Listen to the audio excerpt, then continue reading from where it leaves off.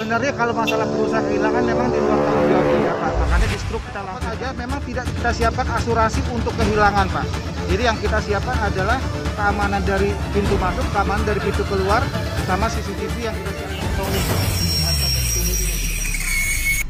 Masuk keluar yang jelas. Pemerintah Kabupaten Sika Pemda Sika, Selasa tanggal 25 Januari tahun 2022 melalui Dinas Perindustrian dan Perdagangan melaunching elektronik parking e-parking di Pasar Alok Maumere. E-parking tersebut adalah hasil kerjasama antara Pemda Sika dan PT FTF Global Indo. Launching e-parking tersebut diawali dengan pengguntingan pita oleh Bupati Sika Robi Idong dan Wakil Bupati Sika Romanus Woga yang disaksikan oleh Sekretaris Daerah Kabupaten Sika Adrianus Parera, Kadis Perindak Sika Yosef Benyamin, Kalak BPBD Sika Yohanes Belaba, Direktur PT FTF Global Indo Jocelyn Bangun Tobing, para staf ahli, asisten serta para pengguna Pasar Alok.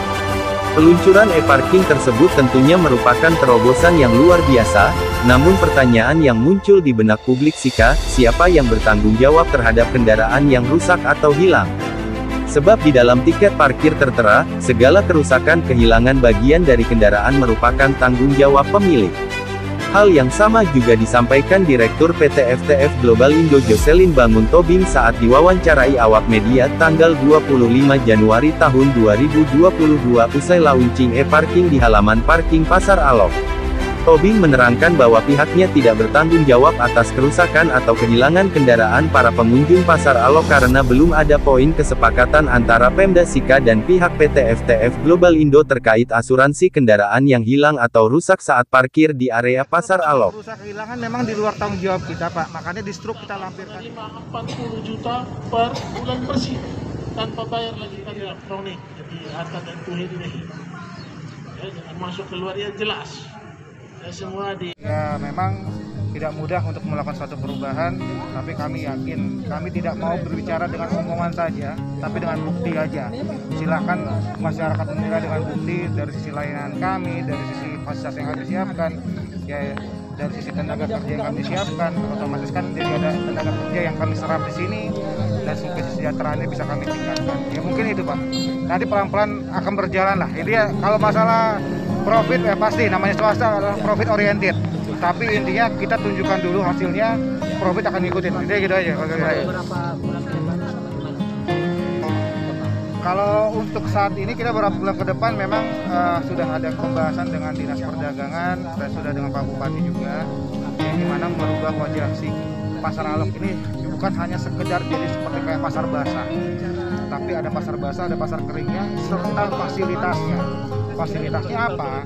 Ya tadi kalau orang datang ke sini ini jadi bukan sekedar pasar, Pak, karena lahannya besar sekali. Nah, ini kita masih bisa yang kita bikin seperti saya sampaikan, kita akan membuat namanya food court. Food court itu adalah kayak tempat makan di Kabupaten Sika di Maumere ini khususnya. Jadi orang mau makan siang sudah ada pilihannya. Nanti kita bikin ada 15 tenan atau 20 tenan. Kita akan serap dari orang lokal yang mau jualan, tapi menunya berbeda-beda. Jadi mereka bisa makan di sini. Lalu ada pusat mainan anak yang kayak mainan mobil remote, odong-odong dan lain-lainnya kita siapkan. Jadi apa? Perekonomian berubah, Pak. Fasilitas berubah. Yang dirindukan teman-teman atau warga Sika itu kan untuk adanya perubahan bisa kita wujudkan pelan-pelan. Memang tidak mudah, tapi saya seperti saya bilang tadi, kita buktikan dengan bukti aja, Pak. Saya tidak mau bicara banyak, tapi buktinya aja gitu. Saat ini sudah 20, Pak. 20 orang, dia 10 orang itu dari pelimpahan dari dinas, 10 orang yang kita rekrut lagi dari lokal semua. Dan nanti kalau kita buka lagi nanti untuk food court tambah lagi, Pak. Jadi perputarannya pun moga-moga semakin baik gitu.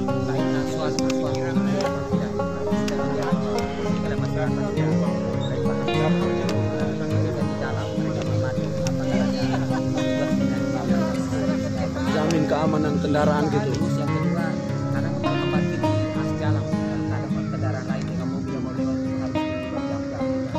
Jadi sebenarnya gini, Pak, kalau di kita ini kan sebenarnya yang kita harus itu kan adalah siapkan adalah trafficnya, Pak, traffic lalu lintasnya.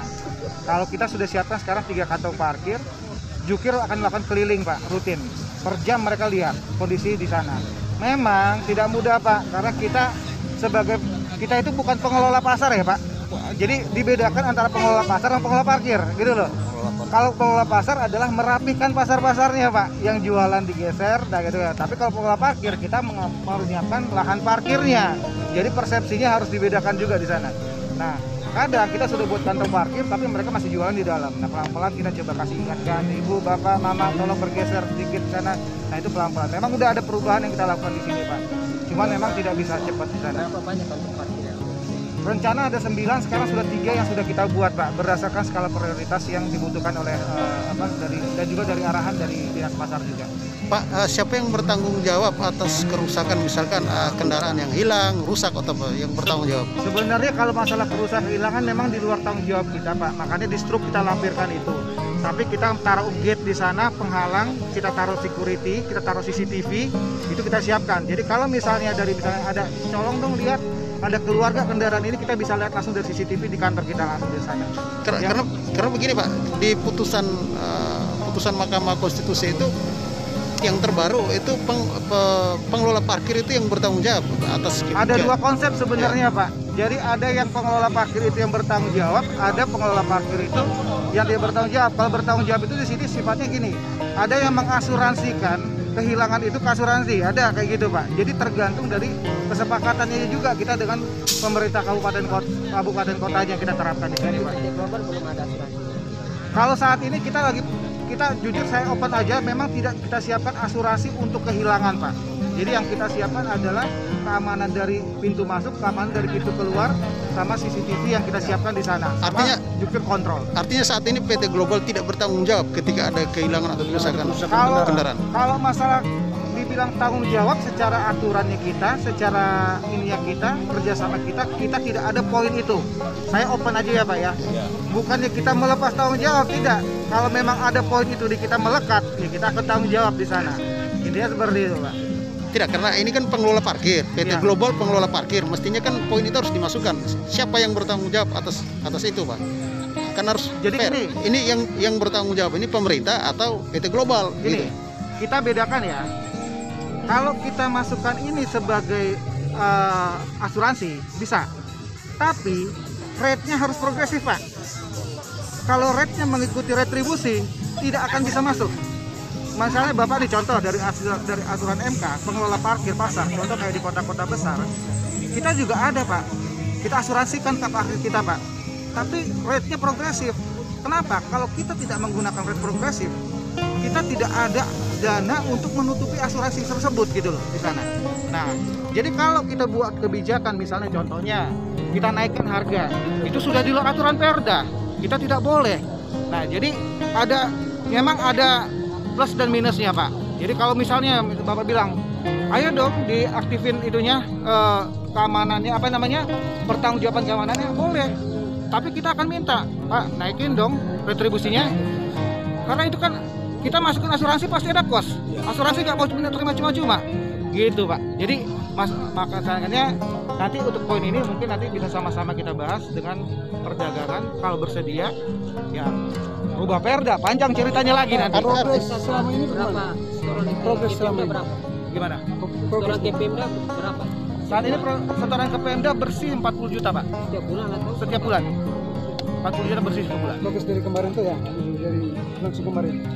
Gimana? Sejak uji coba. Progresnya. Uji so far bagus Pak. Memang ya namanya kita mengedukasi ya Pak. Di sini yang paling susah adalah kita merubah mindset. Nah, itu wajar lah. Saya tidak bisa menyalahkan siapa-siapa. Tapi kita coba edukasi pelan-pelan. Tapi sekarang sudah bisa mulai tertata. Memang tidak mudah Pak, tapi kami yakin kami bisa handle itu.